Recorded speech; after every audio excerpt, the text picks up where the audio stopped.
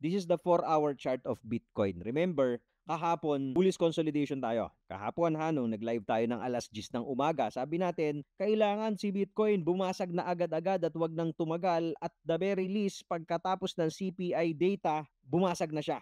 Ang nangyari sa kanya, pinatagal niya eh. Nirelease yung CPI ng 8:30 pero nag-consolidate pa siya. Bumabart Simpson ngayon.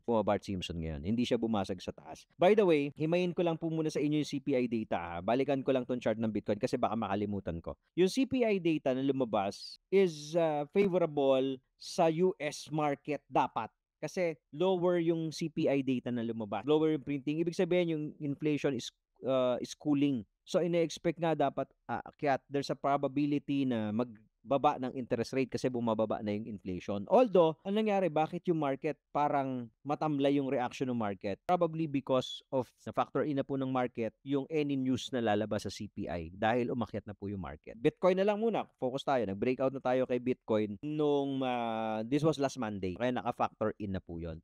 Alright, sige, silipin ko na muna to si Bitcoin. So, magba-Bart Simpson ba tayo? Mukhang looks like now we're going to do a Bart Simpson kay Bitoy. And look at this. Asan yung possible support?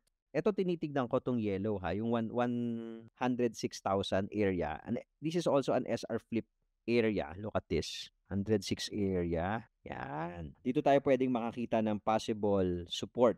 Ngayon, kung i-on mo yung TIPI trading system natin, okay, tinurn on natin supposedly ito mag-hold itong blue line. Tingnan niyo po yung reaction ng price dun sa blue line, no? Yung unang 4 hour. Unang 4 hour, tinugot niya. Ito hindi pa to tapos. Matatapos to in 18 minutes pero most likely this will be a long red.